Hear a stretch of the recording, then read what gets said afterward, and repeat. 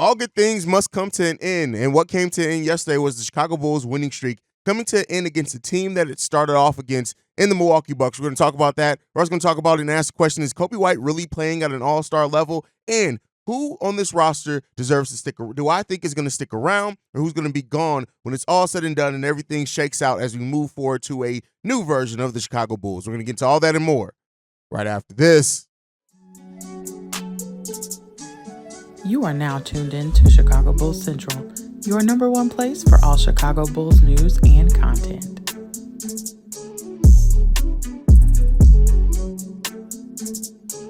What's going on, Bulls fans? Welcome to another episode of Chicago Bulls Central, your number one spot for everything Chicago Bulls related. I'm the host, Haize, but more importantly, you guys can follow the channel at Bulls Central Pod on every single social media platform we happen to be on. With that being said, let's go ahead and get into the content for today, guys. And so the Bulls winning streak came to an end yesterday against the Milwaukee Bucks. They face the Denver Nuggets tonight, so, we'll see what happens with that game. But listen, the Bulls fought and competed with heart. This was a team that, even with some of the mistakes that they made down the stretch of this game, they were competing. They went toe-to-toe with one of the better teams in the Eastern Conference. And listen, that's all you can take away from that. Some of the things down the stretch, as far as execution-wise, DeMar made some mistakes. Patrick Williams made some mistakes. Vooch was absolutely terrible in most of the game. But overall, this team competed and played with heart. They did not get too down on themselves. They did get back to getting out to an early deficit, which sucks to see, right?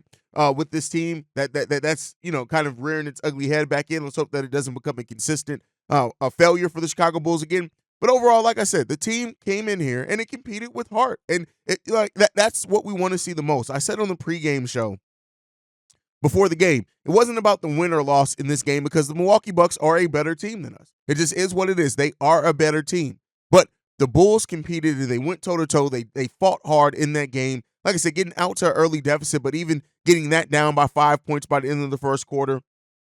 And they lost the third quarter by 4 points.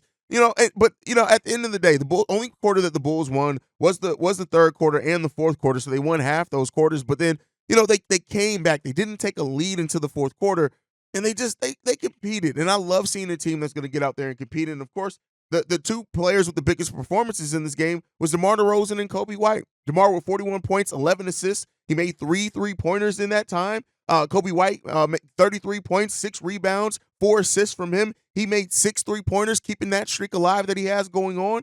And listen, the way that this team fought, it's going to be what it's going to be.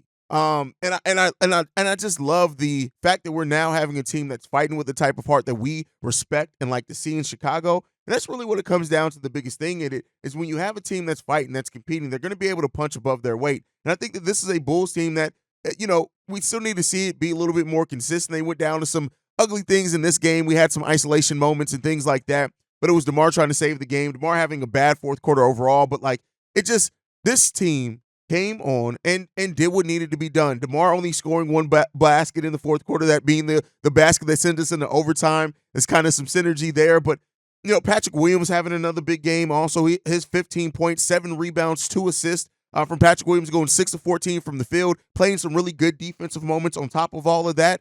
It was good to see a team compete. And, are they going to win more games than not if they compete like this? You would hope so, right? They now move to 9-15 on the season, still 6 games below 500. But this is not a team that's playing with that type, with 6 game below 500 effort, right? And if they can continue this, I do think more wins are in store for the Chicago Bulls. Yeah, we still got things on the horizon like the Zach LaVine trade, seeing what that looks like, stuff like that. But, I love the way that this team competed. And, DeMar DeRozan was asked some things about the game after this, and he said this. He forced his way downhill, got to the free throw line, got layups. It's tough, it's a team effort, you know what I mean? And when he doing that, and, you got Beasley out there, you got Dame, you got shooters out there, so you kind of got to pick your poison. It gets tough. I think even besides that, we still gave ourselves a chance and an opportunity to win a game. I think we missed a lot of easy shots that could have went our way, that could have changed, the dynamic of the game. They just wasn't falling. It was coming back on the other end, getting downhill. I feel a little bit like San Antonio tomorrow with all the assists and the scoring. I don't think I ever scored for you, San Antonio. but you weren't allowed. No, it's just Nah, man, just the guys, just trying to find the guys, find them in rhythm, get them going. They do a hell of a job, just trusting me when I had the ball, and I just try to find them, try to manipulate the offense as best as I can. When we playing how we play. DeMar, speaking of your stat line, I know it's in a loss, so that's the main focal point. But you're the first Bull since Michael in '92 to have 40 points or 10 assists in the same game. What's your reaction to that? I mean, anything with Michael Jordan in it is a hell of an accomplishment. Hell of an accomplishment. I never take nothing like that for granted. DeMar, what's your reaction to what Coby has been doing? Amazing. He can do more too. He can do more. And the dude is amazing. I'm just happy that people starting to see how talented and how much of a competitor he is. I said it before. I worked out with him all summer. Just to see his growth, how much he wanted. How much he asks questions, how humble he is about the approach. It's amazing. To be his teammate and be able to see the growth and see the things that he do. What about the? And that's just good insight from DeMar DeRozan, right? Just good understanding of not only him. It was funny when he's asked about San Antonio, saying, I don't know if I scored 41 points in San Antonio. Casey Johnson, I believe, is who the voice that is. He's like, you weren't allowed to, huh? But should this team be completely down on themselves after this game? No. Should they be realistic and ask, okay, how do we play better and perform better down the stretch to where we can be in a better position to win this game? This was still a very winnable game, right? And that's what you want to see from a team, is put themselves in a position to be able to win. We couldn't score throughout the beginning of overtime. If you even look at that, I know Coby White didn't get many shots in the overtime period. He ended up getting 3. But if you look at it, there were some actions ran for Coby where he made some pretty good decisions. The Bulls didn't necessarily compete in it. We only shot the ball 21% from the field in overtime. We didn't make a single 3. It's going to be difficult to do that, especially with the way that Giannis was playing in that overtime and fourth quarter period. And the Bulls just did not have enough to pull it out. That just is what it boils down to. They didn't have enough to pull it out. And, it is what it is when it comes down to that. Now, Nikola Vucevic in this game was probably, him and Ayo Dosunmu were the biggest concerns, especially them both being in that starting lineup. Ayo Dosunmu playing 26 minutes and not registering a single stat other than a personal foul. That's all he got, was a personal foul. Now, he had a positive plus-minus or +2 for whatever that means, but the only stat that he registered was a personal foul. That's not going to cut it. That's not what we've seen from Ayo Dosunmu. So I don't want to act like everybody's going to have a bad game. Now, this was extremely bad. Hopefully, this is on the higher end of bad that we see from Ayo Dosunmu over this game. But Nikola Vucevic was concerning too. 6 of 16 from the field overall, 37% shooting from the field. He went 2 of 5 from three-point range. He also had 10 rebounds, 5 assists in this game, 5 personal fouls as well. That's tough. Nikola Vucevic he did not seem like he had it going at all. Brook Lopez owns Nikola Vucevic.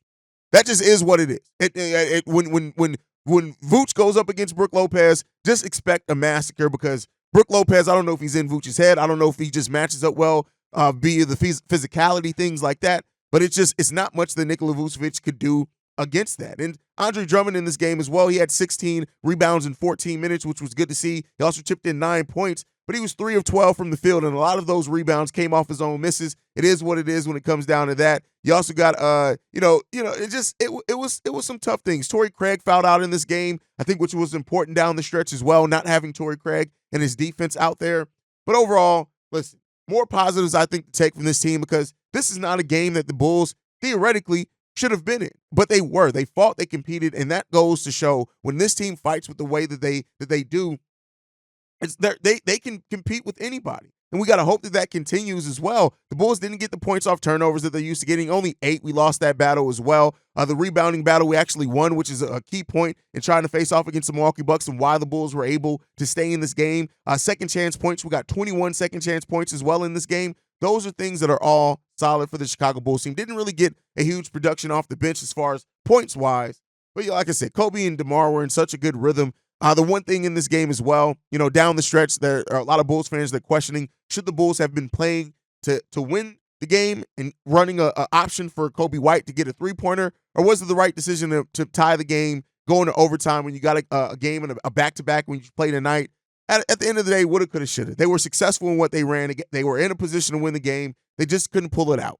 Let's hope that the Bulls fare better today against the Denver Nuggets. We know that they have the ability to. Let's see if it happens.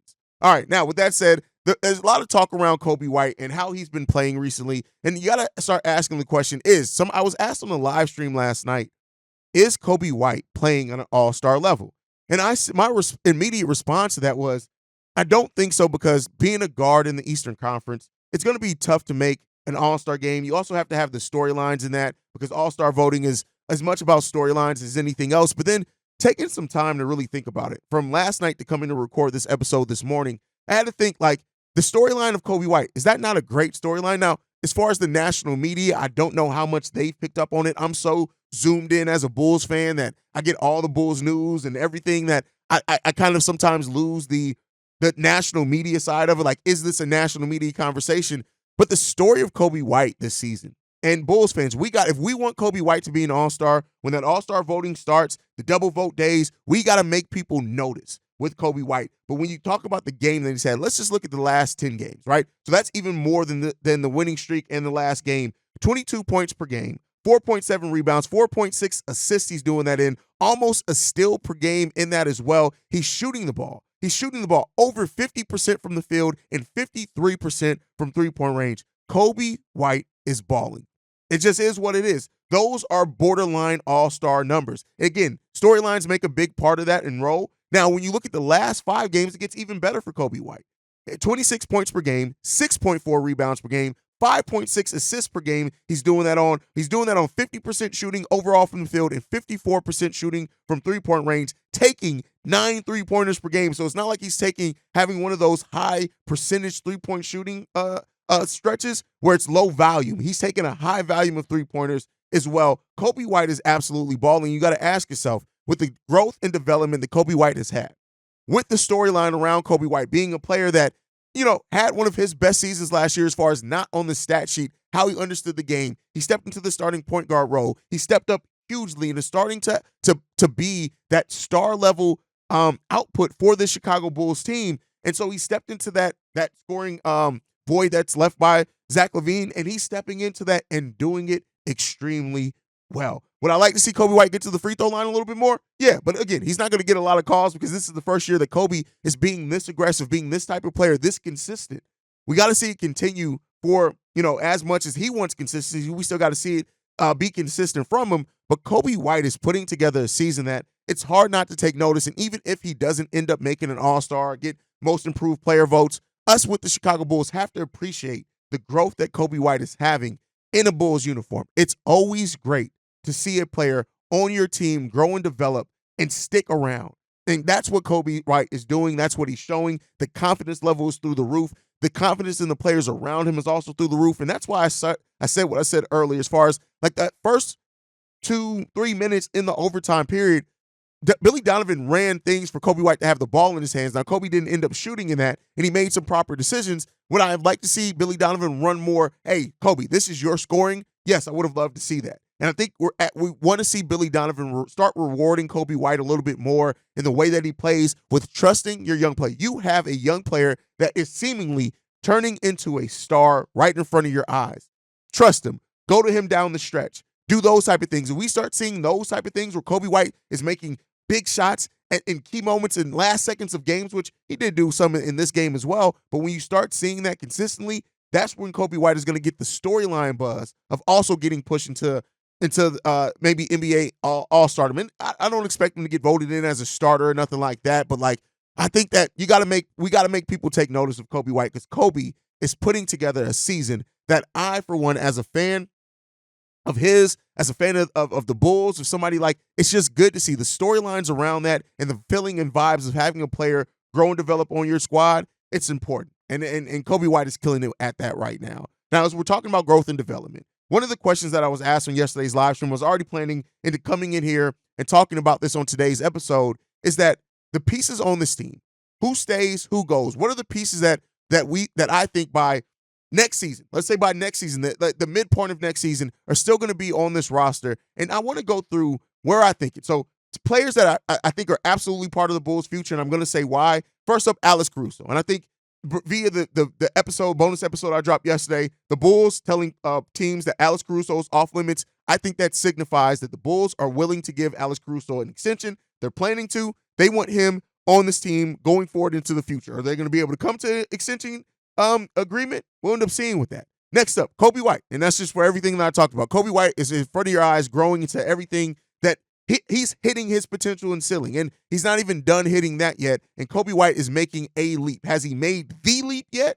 That remains to be seen, but he is making a leap, and that is important to see. Next up, Patrick Williams. I think Patrick Williams, improved player. I know some Bulls fans are kind of over the Patrick Williams experiment. Hell, I have an episode on this channel recently talking about how I was over the potential of P. Will, and I wanted him to show me. But P. Will also is a player that over the last stretch is really starting to show, hey, is it the ceiling that we wanted to see from Patrick Williams? No, not saying that at all. But when you look at the last 5 games for Patrick Williams, 13.8 points per game, 5.6 rebounds, 1.1 assists, averaging over a steal, over a block in those last 5 games, 51% shooting from the field, 33% shooting from three-point range. That dropped considerably after yesterday's game. He went 0 for 4 from three-point range. Prior to that, he was shooting the ball at almost a 41% clip from three-point range, so that can get back up. But Patrick Williams is showing that. Over the last 10, like I talked about with Coby, 13.4 points per game, 5.4 rebounds, 1.1 assists. Again, over a steal, over a block per game as well. 53% shooting and 44.1% shooting from three-point range over the last 10 games for Patrick Williams. So Patrick Williams is showing, hey, he's maybe starting to turn that corner again. Not the highest ceiling that we saw for him, but he's still showing that. Ayo Dosunmu, he's here on a guaranteed contract. Yes, last night's game sucked from Ayo Dosunmu to see that performance, but Ayo is again showing that at the very least, he's going to be a high-level bench player for you at the very least, and that is something that you want on your team, especially on a reasonable contract that Ayo Dosunmu's on. And then just for the reason of youth, Julian Phillips and Dalen Terry, they're definitely staying around for the next version of the team because I think Julian Phillips, he's barely even begun to scratch that potential. Dalen Terry in yesterday's game as well, that first stint that he was in, that first 4-minute stint that he was in, he shot a three-pointer, had a block, had a steal in that time. So I think that we're starting to see Dalen Terry, maybe start working on some things that he needs to work on. But those players, because of just their youth, they're definitely going to be part of the Bulls' future as well, too, at least for the foreseeable future. Now, the maybes on the players that could be on the next wave of the Chicago Bulls. First up, DeMar DeRozan, and that's per the news that we've heard as well with DeMar. They're far apart on years. They're far apart on money. So that may mean that the Bulls do look to trade DeMar DeRozan. Now, if for some reason something happens, they can strike a deal, I do think the Bulls will extend DeMar DeRozan. But but right now, I think there's an equal. It's 50-50. And if I had to lean one way or another, I'm probably leaning more towards that the Bulls and DeMar don't reach a contract extension, and that may mean that the Bulls look to trade him at this year's trade deadline. And next up is Andre Drummond. And the reason why I have Andre Drummond in the list of maybes is I think that if Andre is taking another reasonable contract, he may just want to stay here in Chicago. Seems like he likes the city. He respects how the franchise handled when he was having his, mental health issues last season. And there could be a reason to see him stay. But here's the thing. If with the play that Andre Drummond has had, I don't know how much that has done to rehab kind of the view that the league has had around him. But if it's done a good job, there could absolutely be teams coming for him in free agency that may offer him a deal that the Bulls just aren't in a position to match. And so then he may go to a contender to go get his ring. So that's why I have Andre Drummond here on the list of maybes. Again, with the big man market is what it is. I don't really see any marquee big names coming.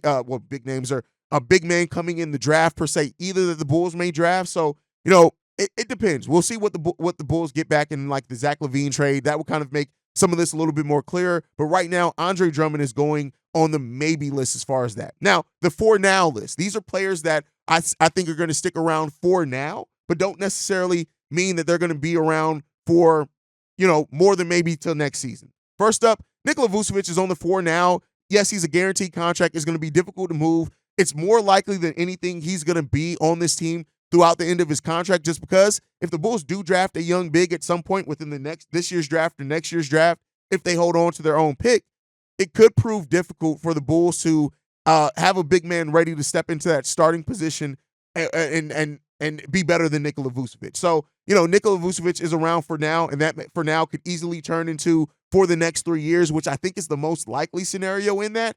But you never know. With contracts not being huge negative, if the right deal comes up, the Bulls could look to move Nikola Vucevic. So again, that's why I put him on the for now. And then Torrey Craig and Javon Carter on the for now list too, just because they're vets and their contracts aren't huge. we can see Javon Carter or Torrey Craig included in a deal with DeMar DeRozan. Javon Carter's contract, $6.1 million. Torrey Craig's 2.5, I think the veteran minimum. So those are always going to be players that go into the for now list. I do think that they're going to be on this team next season. And I think that, you want veterans on your bench. I know that we have this mindset. And again, let me say this all by saying the Bulls aren't bottoming out. They're not doing a fire sale. That's not what's happening here. That does not mean over the next season and a half, we can't see pieces moved, things like that, the construction of the roster change.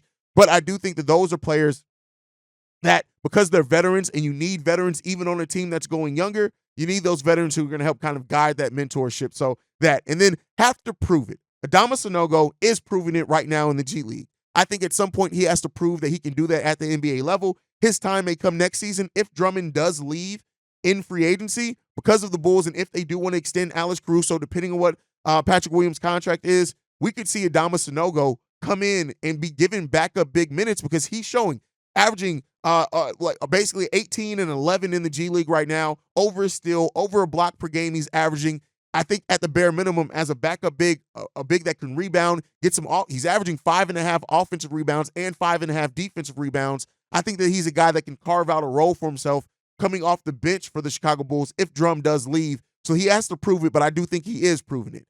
Also on the prove it list, Justin Lewis. Again, coming back from ACL injury, you don't really expect a whole hell of a lot from a player in that year one. He's starting to come along in the last couple of G League games, but I do think that this Bulls team does believe in him and his potential, so he's going to be around for a while as well. And then Ernalop Batim. I think that he's a player as well that, it's not being great right now for him in the G League, right? The a little over 30% shooting from the field, like 28% shooting from three-point range. He's not really lighting it up, but again, that adjustment period is important in that G League area, but I do think he has to prove it as well. It's not like he's on a big contract or anything like that, so if he doesn't prove it, the Bulls can easily get out of that. And then role player Terry Taylor. Terry can be included in the deal, the Zach LaVine deal, to free up another roster spot. He could be gone when the Zach LaVine trade goes, but either way, I don't really look at it as being like a big part of the Bulls' future. So that's for the players that I think could stay, could go, things like that.